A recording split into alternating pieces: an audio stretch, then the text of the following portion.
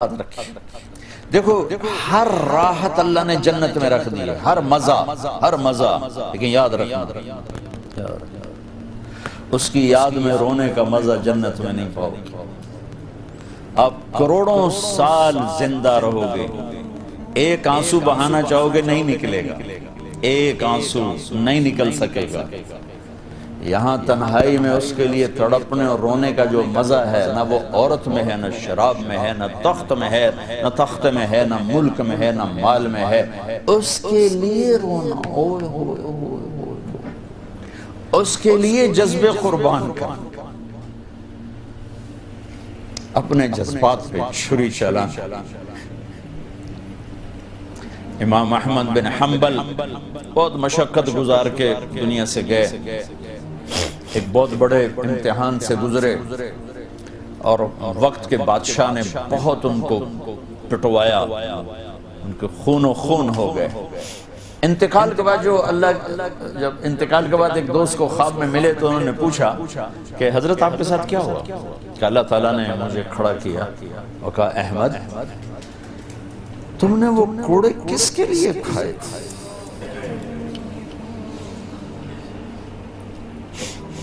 کہے اللہ میں نے تیرے لیے کھائے تھے۔ سبحان اللہ، یہ لذت جنت میں نہیں ملے گی۔ جوانی کی لذت پاؤ گے، میاں بیوی کی لذت پاؤ گے، کھانے پینے کی لذت پاؤ گے، زندگی کی لذت پاؤ گے، خوشیوں کی لذت پاؤ گے، لیکن اس کے لیے رونے تڑپنے کی لذت نہیں پاؤ گے۔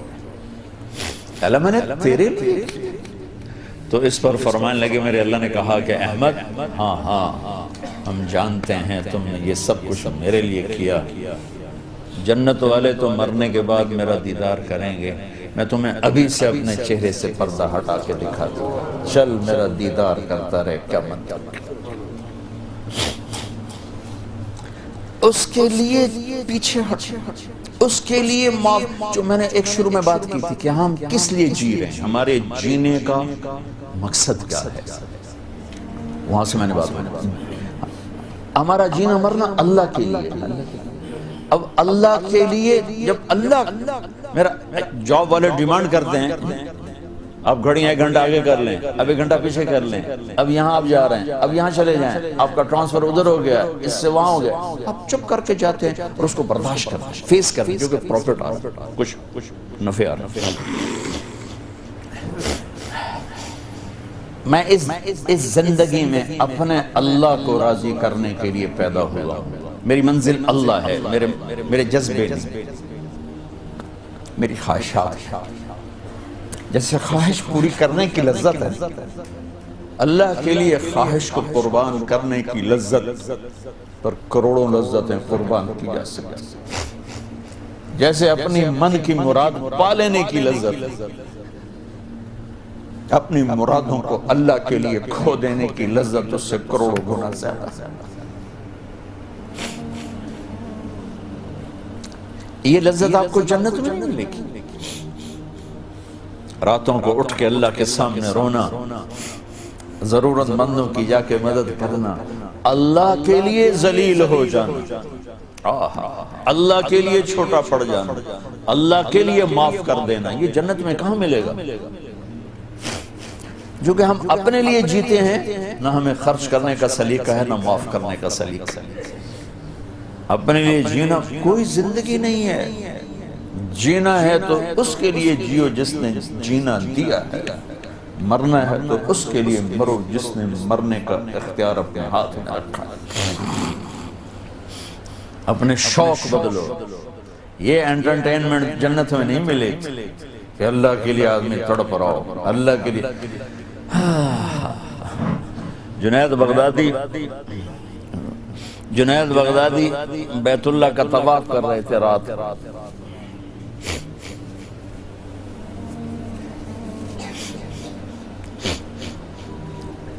ایک لڑکی جوان طواف کر رہی اور زور زور سے یہ شعر پڑھ رہے، اب الحب ان یخفا بکم قد کتمتہ فأصبح عندي قد أناخ وطنبا إذا اشتد الشوق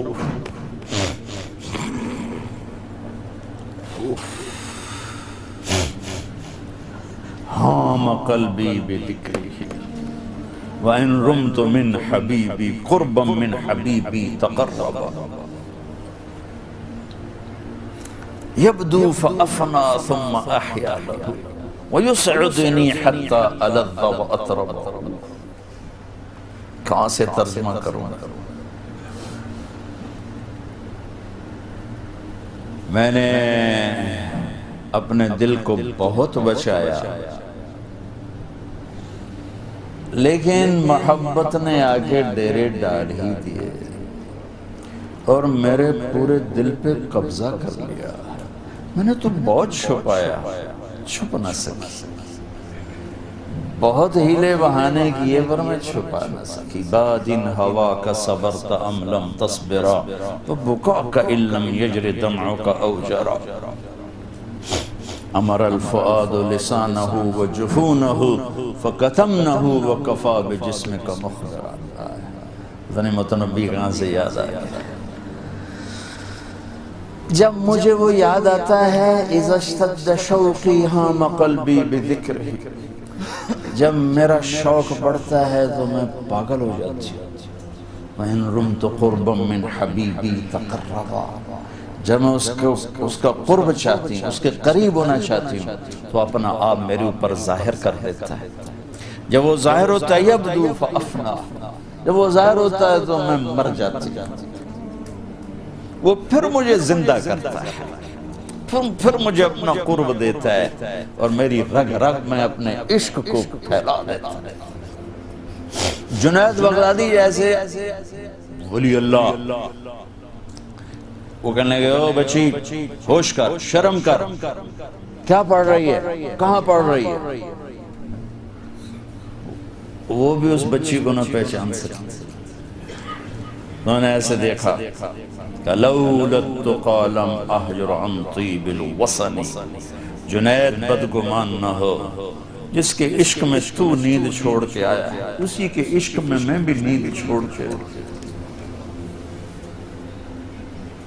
پھر کہنے لگی کس کا طواف کر رہے ہو، کس کا طواف کر رہے ہو؟ کہنے لگے بیت اللہ کا. تو زور سے ہنسی اور یوں آسمان کی طرف منہ اٹھا کے کہنے لگی میرے مولا کیسے تیرے دیوانے لوگ ہیں جو تجھے چھوڑ کے پتھروں کا طواف کرتے. جنید کہتا میں تو بے ہوش ہو کے گر گیا، ہوش آیا تو لڑکی جا چکی. یہ مزہ جنت میں نہیں ملے گا. ایک بزرگ فرمایا کرتے تھے یا اللہ تو کہتا ہے جنت میں نماز نہیں ہوگی تو نماز کے بغیر جنت میں جی کیسے لگے؟ یہ سجدے، یہ روزوں کی بھوک کی شدت، پیاس کی شدت، یہ اللہ کے لیے خواہشات کو قربان کرنا، اللہ کے لیے جذبے قربان کرنا، یہ نعمت اللہ کی قسم بہت بڑی نعمت.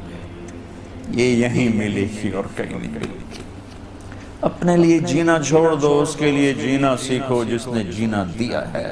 اس کے لیے مرنا سیکھو جس نے مرنا اپنے ہاتھ میں رکھا ہے. اس کی خوشی پر اپنی خوشی قربان کرو، اس کا مزہ چکھو. غصہ نکالنے کا مزہ تو روز چکھتے ہو، غصے کو برداشت کرنے کا مزہ چکھو. یا اللہ تیرے لیے. عزتوں کو ڈھونڈنے کے مزے لیتے ہو، ذلیل ہونے کا مزہ لے کے دیکھو اللہ کے اللہ کے. بدلہ لینے کا مزہ چکھتے ہو، معاف کرنے کا مزہ لے کے دیکھو اللہ کے. ایک تو آپ کے گھر جنت بن جائیں. گھروں میں ٹینشنیں پھیلی ہوئی ہیں، کوئی بڑی وجہ نہیں ہے، صرف معاف کرنا نہیں آتا، درگزر کرنا نہیں آتا، جھکنا نہیں آتا. نہ کوئی جائیدادوں کے مسئلے ہیں اور نہ کوئی بہت بڑے جھگڑے ہیں، صرف جھکنا نہیں آتا، معاف کرنا نہیں آتا، سہنا نہیں آتا، درگزر کرنا نہیں آتا.